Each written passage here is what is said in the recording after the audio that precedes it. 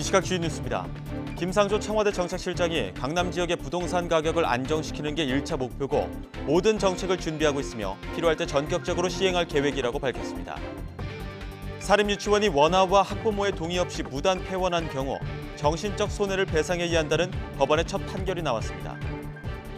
음식 배달원이나 대리운전사 등 휴대전화 앱을 통해 일거리를 얻는 이른바 플랫폼 노동자들이 하루 평균 8시간 넘게 일하지만 월 평균 소득은 152만 원에 그치는 것으로 나타났습니다. 호주 남동부 빅토리아주에서 계속되는 산불로 멜버른 공항 활주로가 봉쇄되고 항공편 결항 피해가 잇따랐습니다. 시청자 여러분 안녕하십니까? 저녁 9시 YTN24 시작합니다. 오늘 미국, 일본과 연쇄 양자 3자 회담을 마친 강경화 외교부 장관은 북미 대화가 진전이 안 되는 상황에서 특정 시점에 따라서는 북미보다 남북이 먼저 나갈 수도 있다고 말했습니다. 강 장관은 남북 간 합의 가운데 제재 문제가 되지 않는 부분과 제재가 있지만 예외 인정을 받을 수 있는 사업이 있다면서 마이크 폼페이오 미국 국무부 장관도 우리의 의지를 이해하는 상황이라고 말했습니다.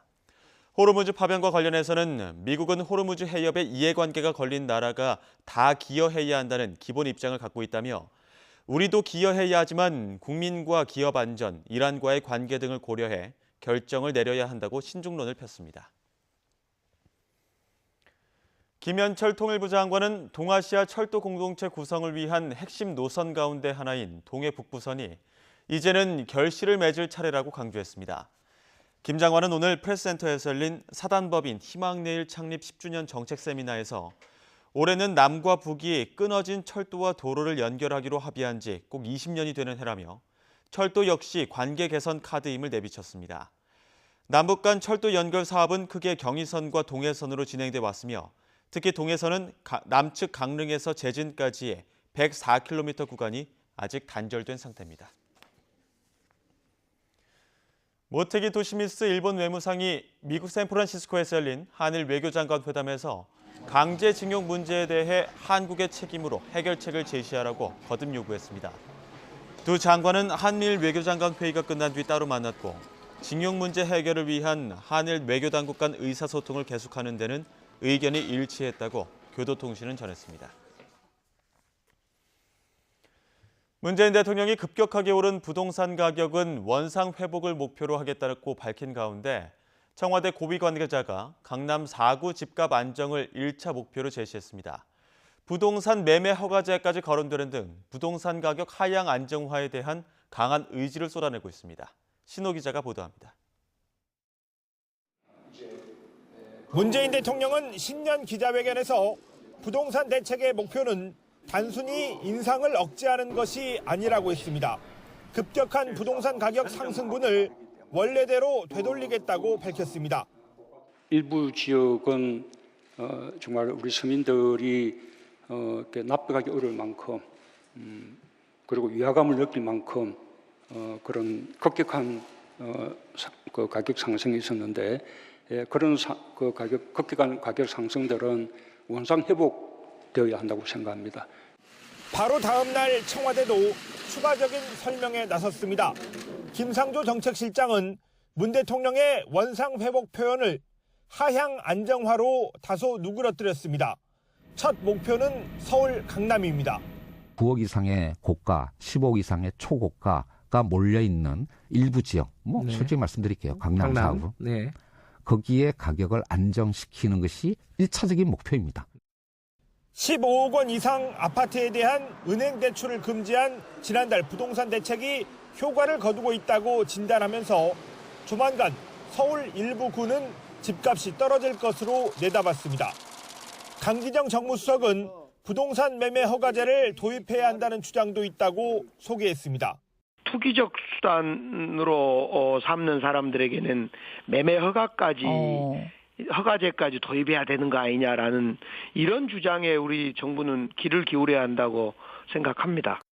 청와대는 개인 생각일 뿐이고 정책으로 검토하지 않았다고 선을 그었지만 지난달 부동산 대책보다 훨씬 강력한 수단도 가능하다는 점을 시사한 것으로 해석됩니다. YTN 신호입니다.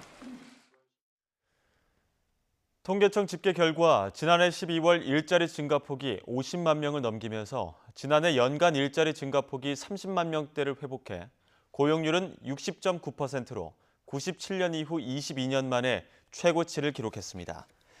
연령별 취업자는 60살 이상에서 37만 7천 명이 늘어 1964년 이후 가장 큰 폭의 증가를 기록한 반면 40대는 16만 2천 명이 줄어 1991년 이후 가장 큰 폭으로 감소했습니다. 특히 청와대는 지난해 일자리 증가 대부분이 세금으로 만든 노인 일자리라는 지적에 대해 노인 일자리도 민간 부문에서 훨씬 많이 늘었다고 반박했습니다. 직접 들어보시겠습니다. 전체 노동시장 상황을 정확히 이해하지 못한 데서 나오는 평가가 아닌가 이렇게 생각을 합니다. 60대 이상의 취업자 증가가 38만 명 정도가 됩니다, 작년에. 그런데 정부가 재정을 통해서 늘린 일자리는 아무리 많이 잡아도 13만에서 14만 개 정도에 불과합니다. 훨씬 더 많은 숫자가 민간 부문에서 만들어지고 있고 제조업, 건설업, 도소매나 음식 숙박업 같은 분야에서 정부가 재정을 투입해서 만드는 일자리가 아닌 민간 부문의 일자리가 60대 이상에서도 훨씬 많이 늘어나고 있다는 말씀을 드리고 싶습니다. 정부가 선택한 것은 어르신들에게 생산적인 일자리를 제공함으로써 사회활동에도 참여하게 하고 동시에 소득도 얻을 수 있는 예를 들어 두 마리의 토끼를 잡는 정책 목표를 가지고 이 정책을 추진하고 있다, 이런 말씀을 드리고 싶습니다.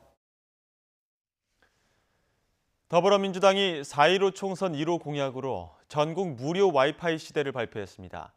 민주당 조정식 정책위 의장은 올해부터 2022년까지 전국의 공공 와이파이 5만 3천여 개를 구축해 사회 취약계층의 정보 격차를 해소하고 국민의 가계통신비 경감에 기여해 삶의 질을 높이는 것이 핵심 목표라고 설명했습니다. 또 올해 안에 시내버스와 초중고등학교, 터미널 등 공공장소에 17,000여 개 공공 와이파이를 먼저 구축하고 내년부터 2022년까지 마을버스와 문화체육 관광시설 등에 3만 6천여 개를 확대할 계획입니다. 자유한국당 희망공약 개발단이 4월 총선을 겨냥해 국가재정 건전성 강화와 탈원전 저지, 노동개혁 등을 골자로 한 3가지 경제 관련 공약을 공개했습니다. 세부적으로는 국가재정을 체계적으로 관리하기 위한 재정건전화 법안을 추진하고 신한울 3, 4호기 공사 재개와 함께 영구정지 결정을 받은 월성 1호기를 재가공하는 등 탈원전 정책을 폐기하겠다고 약속했습니다. 또 주 52시간제로 인한 혼란과 부작용을 막기 위해 탄력과 선택, 재량근로제 등 노동 유연성을 높이는 방향으로 고용계약법을 바꿀 계획이라고 밝혔습니다. 이낙연 전 국무총리가 2년 8개월이라는 최장수 총리직 수행을 마치고 더불어민주당 상임고문으로 공식 복귀했습니다. 이 전 총리는 더불어민주당 최고위원회의에 참석해 6년 만에 당으로 돌아와 감개무량하다고 말했고 이해찬 대표 등 당 지도부도 천군만마를 얻은 느낌이라며 한껏 기대감을 내비쳤습니다. 또 서울 종로 출마 등 아직 거취와 관련해서는 밝히기 이르다며 말을 아꼈는데요. 직접 들어보시죠. 지사와 총리로 일하면서 떨어져 있던 당에 6년 만에 돌아왔습니다. 부족한 저를 따뜻하게 맞아주신 존경하는 이해찬 대표님을 비롯한 동지 여러분께 감사드립니다. 앞으로 저는 매사 당과 상의하면서 제가 해야 할 일, 할 수 있는 일 충실히 해나가겠습니다. 감사합니다. 청와대 하명 수사 의혹과 관련해 검찰 수사를 받는 황운하 경찰인재개발원장이 총선 출마를 위해 사직원을 제출했습니다. 황 원장은 공직자 사퇴 시한을 하루 앞둔 오늘 정의롭고 공정한 세상을 만들기 위해 총선 출마를 결심했다며 경찰청에 사직원을 냈다고 밝혔습니다. 공직선거법 53조에 따르면 사직원이 접수되기만 해도 직을 그만둔 것으로 보지만 대통령 훈령인 공무원 비위 사건 처리 규정은 검찰 수사 중인 경우 중징계에 해당되면 의원 면직을 허용해서는 안 된다고 규정하고 있어 황 원장의 사직원 처리 여부가 주목됩니다. 법무부는 오늘 공수처법과 수사권 조정 관련법 시행을 위한 후속 조치를 위해 김호수 법무부 차관을 단장으로 개혁 입법 실행 추진단을 발족했습니다. 추진단 산하에는 검찰국장이 팀장인 수사권 조정 법령 개정 추진팀과 법무실장을 팀장으로 하는 공수처 출범 준비팀이 구성됩니다. 아울러 검찰개혁 입법과 맞물려 있는 자치경찰제 도입과 행정-사법경찰 분리 등 국민을 위한 경찰 권한 분산제도 도입도 적극 지원하겠다고 말했습니다. 공수처법 등 이른바 검찰개혁 법안 시행을 앞두고 법무부가 후속 조치를 위한 수행기구를 만든 가운데 검찰은 자체적으로 검찰개혁 추진단을 구성하기로 했습니다. 서울고검장이 단장을, 대검기획조정부장이 부단장을 맡게 될 검찰개혁 추진단은 정기 인사 직후 신속히 실무팀 인선을 완료해 법무부 등과 긴밀히 협력해 나갈 예정입니다. 민감용 경찰청장이 전국 지휘부 화상회의를 열고 검경 수사권 조정 법안 통과에 따른 후속 조치로 국가수사본부와 자치경찰제 관련 입법을 조속히 처리해달라고 국회에 호소했습니다. 민 청장은 개방직 전문가인 국가수사본부장이 경찰 수사를 총괄해 공정성과 중립성을 높여야 한다며 경찰권을 분산하는 자치경찰제를 통해 국가와 지방자치단체가 함께 사회안전망을 만들어가야 한다고 덧붙였습니다. 직접 들어보겠습니다. 수사권 조정 이후 경찰권 비대화와 권한 남용에 대한 국민의 우려가 있음을 깊이 인식하고 이를 불식시키기 위한 각고의 노력이 필요합니다. 국가수사본부 설치와 자치경찰제 도입에 관한 개혁 입법들이 오랜 논의를 거쳐 국회에 계류 중에 있습니다. 경찰의 민주적 통제 그리고 경찰권 분권을 위한 개혁 입법도 수사권 조정과 함께 가야 합니다. 국민을 위한 경찰 개혁의 완성을 위해 국회에서 관련 입법이 조속히 이루어지도록 호소합니다. 사립유치원이 원아와 학부모의 동의 없이 무단 폐원한 경우 정신적 손해를 배상해야 한다는 첫 판결이 나왔습니다. 수원지방법원 성남지원은 경기도 하남시 사립유치원 원아 5명과 부모들이 건물 노후와 본인 건강을 이유로 폐원을 강행한 설립자 박모 씨를 상대로 낸 손해배상 청구 소송에서 원고 일부 승소로 판결했습니다. 재판부는 박 씨가 교육청에 반려해도 일방적으로 유치원을 폐쇄해 원아의 학습권 침해와 학부모의 손해를 유발했다며 원아 한 명당 30만 원씩, 부모에게는 20만 원씩 배상하라고 주문했습니다. 삼성물산과 제일모직 합병 관련 의혹을 수사하는 검찰이 김신 전 삼성물산 대표이사를 피의자 신분으로 다시 소환했습니다. 서울중앙지검 반부패 수사 4부는 오늘 김 전 대표이사를 다시 불러 조사 중인데 김 전 대표가 7일 검찰에 출석했을 때 검찰은 변호사가 사건 관계인이라 법률 대리인 자격에 문제가 있다고 보고 조사를 진행하지 않았습니다.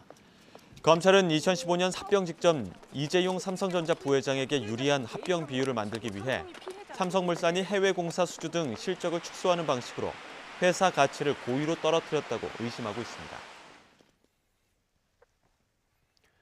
시민단체 적폐청산국민참여연대는 이성윤 서울중앙지검장이 최근 좌천된 검찰 간부들에게 문자 메시지로 조롱과 독설을 했다고 주장한 자유한국당 주광덕 의원을 명예훼손 혐의로 고발했습니다. 이들은 주 의원이 악의적 비방을 목적으로 허위 사실을 유포해 이 지검장의 명예를 훼손했다며 파렴치한 범죄 행위라고 주장했습니다.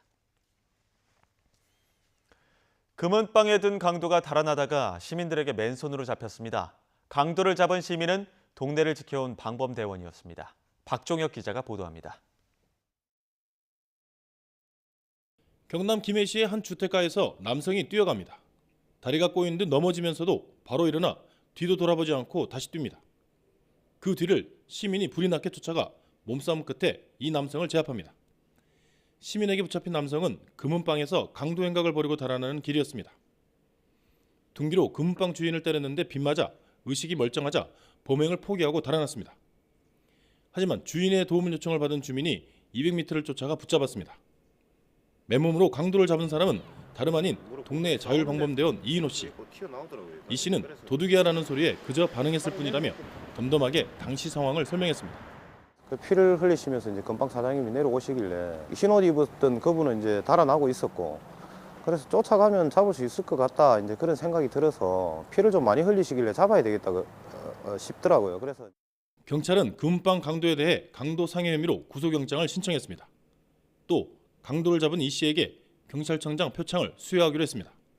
YTN 박종혁입니다. 성폭행 혐의를 받고 있는 가수 김건모 씨가 경찰에 출석해 조사를 받고 있습니다.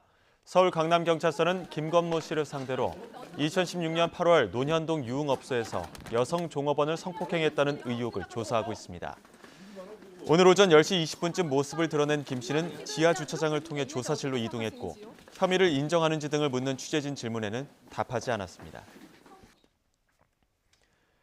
음식 배달원이나 대리운전사 등 휴대전화 앱을 통해 일거리를 얻는 이른바 플랫폼 노동자들이 하루 평균 8시간 넘게 일하지만 월 평균 소득은 152만 원에 그치는 것으로 나타났습니다. 국가인권위원회는 플랫폼 노동자들의 평균 노동시간이 주 5.2일, 하루 8.22시간으로 통상 근로자와 크게 다르지 않았지만 한 달 평균 소득은 152만 원에 그쳤고 평균 연령은 40세 이상이었다고 밝혔습니다. 에이즈를 일으키는 면역결핍 바이러스 HIV 감염인의 전파 매개 행위를 금지하는 에이즈 예방법이 위헌 심판대에 올랐습니다. 포괄적인 처벌을 가능하게 해 감염인의 기본권을 과하게 침해한다는 지적 때문인데요. 헌재 심판대에 처음 오른 에이즈 예방법, 어떤 점이 문제인지 이형원 기자가 보도합니다. 성소수자 남성이자 인간면역 결핍 바이러스 HIV 감염인인 A씨는 감염 사실을 숨긴 채 성관계를 한 혐의로 재판에 넘겨졌습니다. 지난 2018년 만난 동성과의 관계에서 상대에게 HIV를 옮기지도 않았지만 에이즈 예방법 위반을 이유로 기소된 겁니다. 후천성 면역 결핍증, 이른바 에이즈 예방법 19조에서는 감염인이 혈액이나 체액을 통해 다른 사람에게 전파 매개하는 행위를 금지하고 있습니다. 이런 행위를 할 경우 같은 법 25조에 따라 처벌받게 됩니다. A씨 사건을 심리하게 된 법원은 판단의 전제가 되는 해당 법률이 헌법에 위배될 소지가 크다며 지난해 11월 위헌 법률 심판을 제청했습니다. 체액이나 전파 매개 행위라는 용어들이 모호하고 불명확해 죄형 법정주의에 반한다는 겁니다. 체액은 일반적으로 정액과 땀, 눈물 등을 의미하는데 감염인의 땀이나 눈물이 타인에게 묻기만 해도 처벌할 수 있는 요건에 해당하는 건지 의문이라고 지적했습니다. 약을 먹으면 HIV 수치가 떨어져 감염 위험성이 현저히 낮아지는데도 추상적인 법률 조항으로 감염인의 기본권을 과도하게 침해하는 점도 문제로 꼽았습니다. 재판부는 이 조항에 따르면 감염인이 사실상 접촉을 동반하는 인간적인 관계를 모두 포기하고 살아야 하는 셈이라며 일반적인 행동 자유권과 행복 추구권을 심각하게 침해받는 만큼 과잉 금지 원칙에도 반한다고 밝혔습니다. 이에 법원 직권으로 위헌 심판을 제청하면서 지난 1987년 제정 이후 끊임없이 인권을 침해한다는 비판을 받아온 에이즈 예방법의 위헌 여부가 헌재에서 가려지게 됐습니다. YTN 이영원입니다. 간추린 뉴스입니다. 2008년 장자연 씨 전 소속사 대표 생일 파티에서 고 장자연 씨를 성추행한 혐의로 기소돼 1심에서 무죄를 선고받은 전직 조선일보 기자 조모 씨의 항소심에서 검찰이 징역 1년을 구형했습니다. 아주대학교 의료원장의 욕설 논란 당사자인 이국종 교수가 오늘 해군 순항훈련 전단과 함께 귀국했지만 관련 행사에 참석하지 않았고 욕설 논란과 관련해 언급을 자제했습니다. 더불어민주당 김부겸 의원은 청와대가 조 전 장관 가족 수사 과정 인권 침해 관련 국민청원을 인권위에 보낸 것과 관련해 조 전 장관에 대한 국민 정서는 사회적 강자라고 강조했습니다. 대한변호사협회가 2015년 한일 위안부 합의는 법적 구속력이 없는 정치적 합의라는 법원의 결정을 존중해 정부가 일본군 위안부 문제 해결에 적극 나설 것을 촉구했습니다. 법원의 화해 권고 결정으로 고 백남기 농민이 경찰의 물대포에 맞고 쓰러져 사망할 때까지 건강보험으로 지출된 의료비 2억 6천만 원을 국가가 부담하게 됐습니다. 지난해 중국 기업들의 미국 특허 취득 증가율이 1년 사이 34%로 주요 국가들 가운데 가장 높은 것으로 나타났습니다. 미국 영화예술과학 아카데미가 작품상과 감독상을 포함해 아카데미상 6개 부문 후보에 오른 기생충의 봉준호 감독이 직접 그린 자화상을 공개했습니다. 14일 한국기원의 바둑 입단 대회에서 몰래카메라로 대국 상황을 외부인에게 전달한 뒤에 인공지능이 알려주는 수를 이어폰을 통해 다시 전달받는 방식의 신종 부정 행위가 적발됐습니다.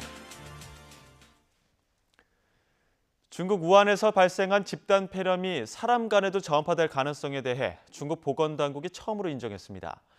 태국에서 확진 판정을 받은 여성 환자는 발병지인 우한의 화난 수산시장을 간 적이 없는 것으로 밝혀져 의문과 불안감이 커지고 있습니다. 베이징에서 강성웅 특파원이 보도합니다. 중국 우한시 보건당국은 집단 폐렴이 사람 간에도 전염될 가능성을 배제할 수 없다고 밝혔습니다. 사람 간 감염이나 의료진 감염 사례가 없다던 기존 입장과는 다른 겁니다. 尚未发现明确的人传人证据，不能排除有限人传人的可能。 실제로 먼저 폐렴에 걸린 남편이 집에 있던 부인에게 옮긴 사례가 확인됐습니다. 丈夫先发病，为华南海鲜批发市场从业人员，妻子否认有华南海鲜批发市场暴露史。 중국의 방역 노력에 지지와 신뢰를 보내던 세계보건기구 WHO도 바짝 긴장하고 있습니다. 집단 폐렴의 사람 간 전염 여부를 규명하기 위해 추가 조사가 필요하다고 분명히 밝혔습니다. 사람 간 전염을 의심하게 하는 또 다른 사실도 나왔습니다. 태국에서 확진 판정을 받은 여성 환자가 발병지인 화난 수산시장에 간 적이 없다고 한 겁니다. WHO는 61살의 우한 주민인 이 환자는 다른 신선식품 시장을 주로 다녔다고 밝혔습니다. 더구나 발열과 오한 등 폐렴 증상이 가족들과 태국 여행을 떠나기 전인 지난 5일부터 시작됐습니다. 지난 3일 이후에는 추가 환자가 없었다는 중국의 발표를 믿을 수 없게 됐습니다. 우한에서 집단 폐렴에 걸린 환자 가운데 6명은 여전히 위중한 상태입니다. 사람 간 감염 가능성까지 배제할 수 없는 상황으로 확인되면서 불안감은 더 커지게 됐습니다. 베이징에서 YTN 강성웅입니다. 호주 남동부 빅토리아주에서 계속되는 산불로 멜버른 공항 활주로가 봉쇄되고 항공편 결항 피해가 잇따랐습니다. 산불 연기로 인한 짙은 연무로 가시거리가 급격히 짧아짐에 따라 멜버른 공항이 활주로 2개 중 하나만 운용하고 있고 강풍까지 겹쳐 항공편 수십 편이 취소되고 이착륙도 지연되고 있습니다. 도널드 트럼프 미국 대통령에 대한 탄핵소추안이 이번 주 상원으로 넘어갈 것으로 보입니다. 민주당 소속 낸시 펠로시 하원의장은 탄핵소추안을 송부하고 탄핵소추위원 지명 표결을 15일 실시한다면서 미국인은 진실을 알아야 하고 헌법은 심판을 요구하고 있다며 상원은 헌법과 은폐 중 선택해야 한다고 강조했습니다. 트럼프 탄핵안 상원 송부는 지난달 18일 민주당이 주도하는 하원을 통과한 지 한 달 만으로 본격적인 상원의 탄핵 심판이 다음 주 개시될 전망입니다.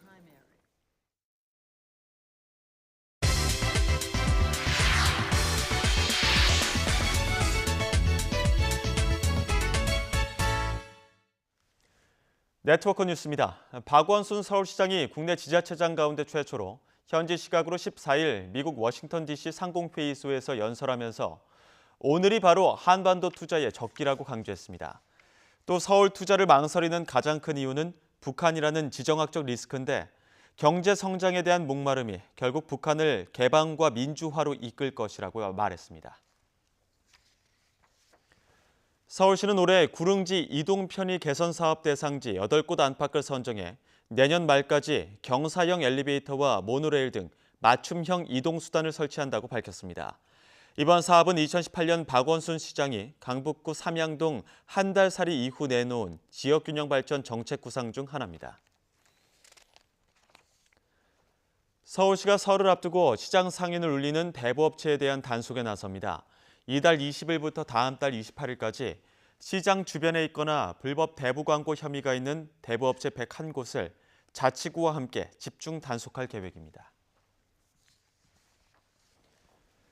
서울시가 청년 불평등 완화 범사회적 대화기구를 오는 19일 출범해 공정 격차 해소와 사회 정치 참여, 분배 소득 재구성 등 3개 분과별로 청년 불평등 완화 방안을 논의합니다. 다양한 세대로 구성된 시민분과위원과 자문단, 실무위원 등 100여 명으로 구성됐습니다. 국내 첨단 IT 관련 업체들이 몰려있는 성남시는 새해를 맞아 신생기업 육성에 본격적으로 나섭니다. 이를 통해 청년 창업은 물론 세대별로 일자리를 창출해 생활 안정을 도모한다는 계획입니다. 김항부 기자의 보도입니다. 경부고속도로 옆 판교를 국내 디지털 산업의 메카로 육성하고 있는 경기도 성남시. 일명 아시아 실리콘밸리 프로젝트입니다. 우선 올해 교통과 자율주행 빅데이터 센터에서 인공지능 기반 자율주행 데이터를 구축해 교통 약자 편의와 지역 상권 활성화에 활용합니다. 2,400억 원에 달하는 청년 창업 펀드를 조성하고 글로벌 스타트업 육성업체를 제2판교 테크노밸리에 유치해 유망 스타트업을 집중 지원합니다. 국내외 시장 진출에 어려움을 겪는 스타트업에는 천군만마의 힘이 될 것으로 보입니다. 그쪽에 이미 많이 네트워크 형성돼 있고 성공 사례들이 굉장히 많을 거잖아요. 멘토링 부분부터 시작해서 자금을 제외하고 또 여러 가지 지원을 받을 수 있을 것 저희가 기대를 하고 있습니다. 성남시는 판교가 첨단 IT 단지로 도약하는 기반이 된 교통 편의성을 더 늘리기 위해 광역급행철도 성남역 설치 등 도로와 철도, 대중교통 등을 종합적으로 개선합니다. 스타트업 지원의 한 축인 청년 주거복지도 강화합니다. 신혼부부와 청년을 위한 행복주택과 대학생 주거안정사업을 상반기에 시작하고 하반기에는 청년 지원과 창업 카페, 일자리 혁신센터를 신설해 운영합니다. 1,400억 원에 달하는 지역화폐를 발행해 지역경제 회복에 이바지하고 안정적인 일자리도 늘린다는 계획입니다. 여성, 청년, 그다음에 노인뿐만이 아니라 플랫폼 노동자라든가 비정규 노동자라든가 그런 사회적 약자들을 위한 일자리 사업, 장애인들을 위한 일자리 사업들을 강화시켜야겠다는 말씀을 드립니다. 성남시는 특히 시 정책의 수립과 집행을 대립보다 협력으로 달성하기 위해 협치 관련 조례를 만들고 협치위원회를 구성해 갈등을 해소해 나갈 방침입니다. YTN 김학무입니다. 경기도와 고양시 코트라이의 수건 사업이었던 킨텍스 제3전시장 건립 사업이 정부의 예비 타당성 조사를 통과해 내년 9월 첫 삽을 뜨게 됐습니다. 킨텍스 제3전시장은 총 사업비 5천억여 원을 들여 2024년에 개장할 예정입니다. 경기도와 수원시는 신분 당선 광교에서 호매실 노선이 예비 타당성 조사를 통과한 데 대해 수건 사업 중 하나가 해결됐다며 환영의 뜻을 나타냈습니다.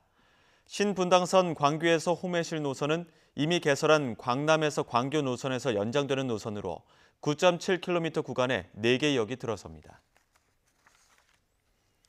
인천 사회복지공동모금회는 희망 2020 나눔 캠페인의 모금액이 캠페인을 시작한 지 56일 만에 목표액인 76억 9천만 원을 넘어 모금 실적을 나타내는 사랑의 온도탑이 100도를 조기 돌파했다고 밝혔습니다.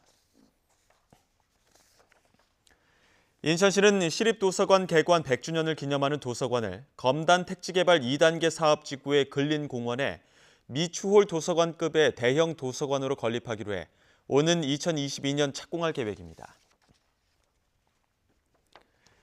인천교통공사는 월미 바다 열차가 설 연휴 직후인 28일부터 나흘간 법정 정기검사로 인해 부득이하게 운행을 일시 중지하게 됐다고 밝혔습니다.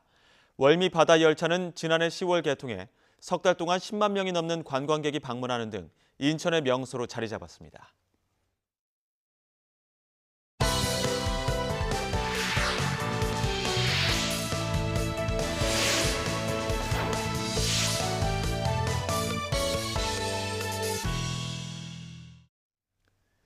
바다에서 발생한 재난 현장에 출동해 국민의 생명을 구조하는 군인, 바로 해군 해난구조전대입니다. 혹한의 날씨에 해난구조전대 대원들은 훈련에 열을 올리고 있다는데요. 오태인 기자가 현장을 다녀왔습니다. 푸른 바다 위 물보라를 일으키며 멈춘 헬기. 가느다란 줄이 내려오더니 해난구조전대 대원이 타고 내려옵니다. 살을 내는 추위지만 한치 망설임 없이 바다로 뛰어듭니다. 겨울바다와 사투 끝에 구조 임무를 마무리 짓는 구조대원. 실전 같은 해군 해난구조전대의 훈련 모습입니다. 저희가 많은 힘든 구조작전 환경을 겪었지만 항상 이렇게 극한 상황에서 훈련을 통해서 그 어려운 상황들을 극복할 수 있다는 자신감과 긍지를 기르기 위해서 이런 훈련에 임하고 있습니다. 때와 장소를 가리지 않고 발생하는 해난 사고에 대비하려면 강인한 체력은 필수. 반바지만 입은 채 체조로 몸을 풀고 달리기로 몸을 달굽니다. 이내 바다로 뛰어들어 오하열을 맞추고 목청껏 군가를 부릅니다. 바다의 119라는 별명답게 힘차게 물살을 가르며 수영 훈련도 이어갑니다. 내 자신의 한계를 이겨내고 싶다는 생각으로 훈련에 최선을 다했습니다. 이번 훈련을 통해 한치 앞을 예측하기 어려운 혹한 바다에서도 국민의 생명을 지킬 수 있다는 자신감이 생겼습니다. 극한 상황에서 작전을 펼치며 국민의 생명을 지키는 임무를 받은 해난구조전대. 해군 해난구조전대 대원들은 다양한 훈련으로 한계를 극복하며 최고의 작전 태세를 유지하고 있습니다. YTN OTN입니다. 부산시와 경제진흥원이 지역인재 역외 유출을 막고 공기업과 공공기관 취업 역량을 강화하기 위한 공공기관 오픈 캠퍼스 교육생을 모집합니다. 올해는 주택도시보증공사와 한국주택금융공사가 참여해 모두 80명을 모집하며 신청 자격은 부산 지역 26개 대학 졸업생과 졸업 예정 휴학생이면 됩니다. 국립부산국악원이 오는 25일 새해맞이 새해 첫날 공연을 개최해 기악단과 성악단, 무용단이 모두 출연해 전통과 창작이 어우러진 무대를 선보일 예정입니다. 또 국악원은 연휴 기간 동안 투호와 제기차기 등 전통놀이 체험장도 운영합니다. 대구시는 미세먼지 저감을 위해 2022년까지 전기 수소버스 등 친환경 시내버스 150대를 도입합니다. 올해부터 3년 동안 해마다 전기버스 30여 대씩을 구입하고 충전소도 8곳으로 늘릴 계획입니다. 또 8월 수소 충전소가 완공되면 수소버스를 시범 운행한 뒤 20대를 도입할 예정입니다. 경상북도는 지난해 말 기준 신도시 주민등록 인구가 17,400여 명으로 3개월 전보다 1,100여 명 늘어 안동과 예천에 들어선 경북도청 신도시 인구가 17,000명을 넘은 것으로 집계했습니다. 이 중 기존 거주자가 절반이 넘고 다른 시도에서 전입한 인구는 12.4%인 것으로 나타났습니다. 병원에서 이른바 엑스레이, X선 촬영 한 번쯤 해보셨을 텐데요. 지난 120년 동안 사용했던 X선 촬영의 방사선 노출을 50% 이하로 줄이면서도 초고속 촬영이 가능한 새로운 X선 기술을 우리 연구진이 개발했습니다. 이정우 기자가 보도합니다. 각종 의료진단과 산업용 제품 검사에 많이 쓰이는 X선. 하지만 적은 양이나마 방사선에 노출되고 영상 선명도 문제나 검사 방식이 불편하다는 단점이 있었습니다. 국내 연구진이 지난 120년간 사용해온 X선의 작동 방식을 획기적으로 바꾼 기술을 개발했습니다. 이른바 디지털 X선입니다. 기존의 아날로그 엑스레이 소스하고 다르게 원하는 시간에 빨리 껐다 켤 수 있기 때문에 불필요한 X선 피폭을 줄여서 X선 피폭을 많이 줄일 수 있는 그런 장점이 있습니다. 연구진은 열을 이용한 기존 전자빔 발생 방식 대신 전기 신호를 이용했습니다.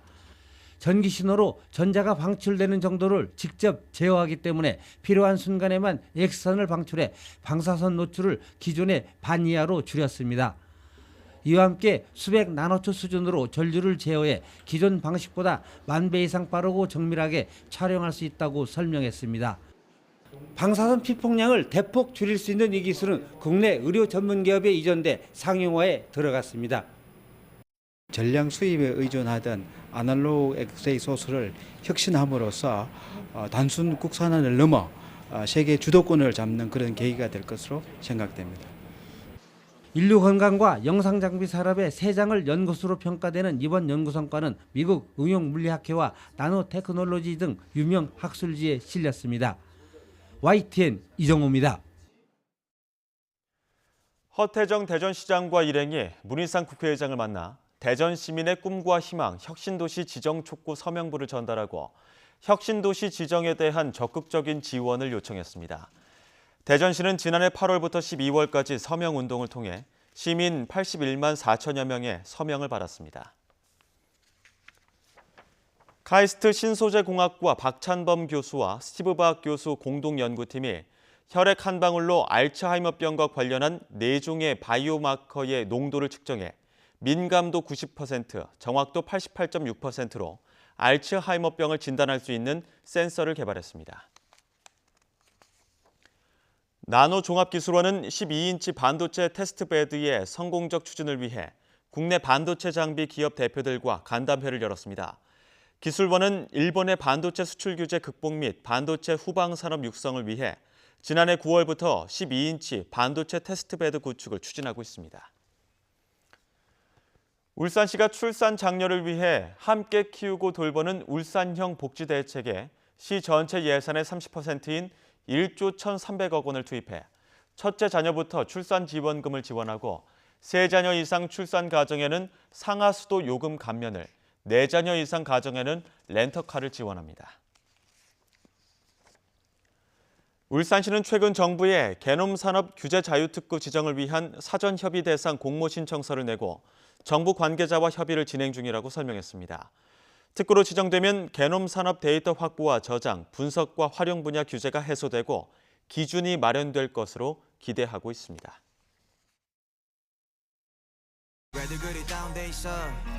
뭐가 문제야 say something 분위기가 겁나 싸해 요샌 이런 게 유행인가 왜들 그리 재미없어 아 그건 나도 마찬가지 Tell me what I got to do 급한 대로 블루투스 켜 아무 노래나 일단 틀어 아무거나 신나는 걸로 아무렇게나 춤춰 아무렇지 않아 보이게 아무 생각하기 싫어 아무개로 살래 잠시